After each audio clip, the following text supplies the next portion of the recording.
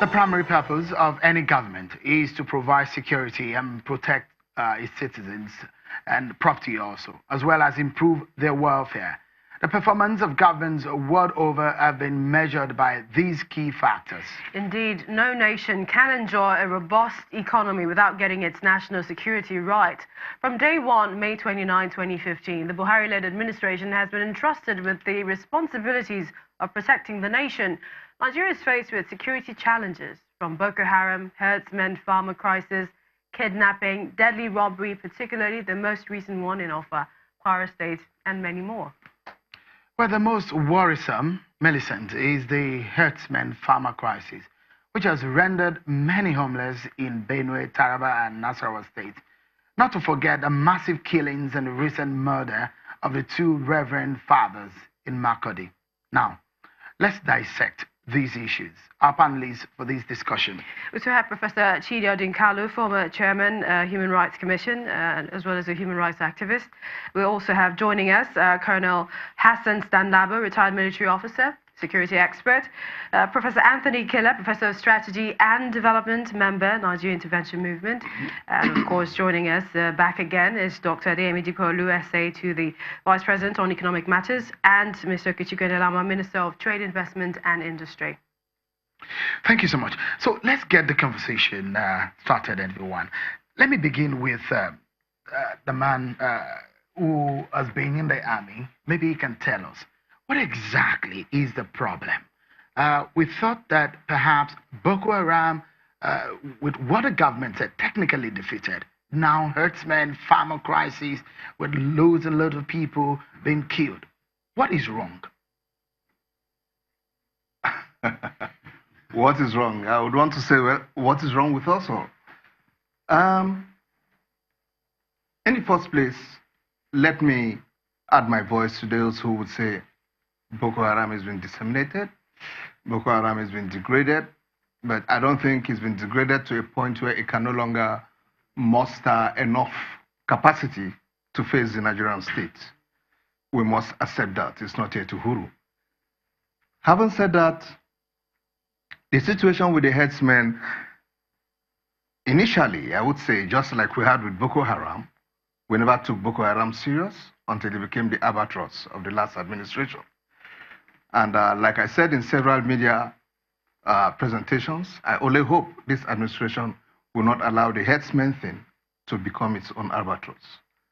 I am impressed of late, anyway, that some level of proactiveness has been shown within the North Central zone around Benue, Taraba, and so on, which has also led to some, I would say, arrests and some confessions emanating from some of these arrests are beginning to actually let us know that, look, fine, we have herdsmen issues, and some of these herdsmen are actually arm-bearing, coming from neighboring countries for reasons of, you know, desertification and what have you, and they are coming down south, and of course, they have problems with host communities as they pass through.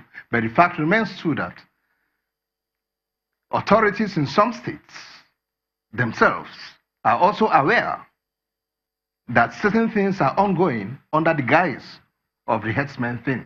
And by so doing, for every occurrence we have, we just shout out herdsmen. Not until of late, when we are beginning to see that it's not all just herdsmen thing. But then, let me quickly add this. That we say there are foreigners or there are people, you know, infringing on our territorial integrity from outside the country into our own country. And results, I mean, such statements are coming out from agencies which we expect to feel indicted by making such statements. For instance, it troubles me a great deal because I cannot be comfortable as an officer that the DSS, for instance, will say, oh, this has been going on for 4 or 5 years. You mean you are aware it's been going on for 4 or 5 years? You're an expert and you've painted the picture for us to see. But this administration says that security today has improved against what was met in 2015 May. Well, in most cases, when I want to discuss security in Nigeria, I always like to, put it in two segments. The situation in the Northeast and the rest. The situation in the Northeast, fine. Maybe such a statement might want to give us some semblance of truth. But looking at what's been going on over the herdsmen thing, kidnapping, and so on, I think we have a lot of job to do. Professor Dinkalo. There's a great deal of relationship between this conversation and the conversation that went on in the economy segment. I thought the economy segment actually provided tremendous diagnosis of why we're where we are. Because, the conversation about growth and its inverse proportionality, inverse relationship to equality. And you can, if you begin from there and then work your way through inequality, growing insecurity, which is a point that I thought Bismarck Rewane made, and then growing instability, which is where we are headed. The three are related. As our unemployment numbers are rising, you can correlate that with rising insecurity in different parts of the country, and deepening immiseration and rising insecurity. Now, what can we do, or where are we? If you looked at the numbers from Buhari Meter, which is spent the last 3 years tracking the promises made by the president as a candidate and the president as commander-in-chief, the overall satisfaction rate on security is good 24%, fair 21%, dissatisfied 54% or 55%. Those are the numbers. And overall dissatisfaction with the performance of the president is rated at 63%. Their methodology is there for you to review. These are not my numbers. Now, for me, the problem, really, two things. One, we think the army can shoot our way out of these problems. So we think we have got enough guns in this country to shoot our way out of problems that are fundamentally political. So in the language of strategic studies, we have resorted to dynamic tools to sort the situation out. And the number of Nigerians being killed, including by our own guns, is just incredible. And the fact that we are advertising the fact that we are killing our citizens and we think that is normal with our own guns is very worrying. Second, the president has been absent. Professor Kila, and he's the commander-in-chief. Professor Kila, in terms of strategy, are we getting anything wrong? Well, I think we are getting some things wrong. When you judge the action of a government, part of the three sort of factors which you judge include the promise and the performance. Then you compare them to what they met there. Then you compare them to the context itself. I think it's easy to judge this government very low because the expectations were very high. An expectation that was fueled, that was endorsed, and that was made people to believe a Messiah is coming.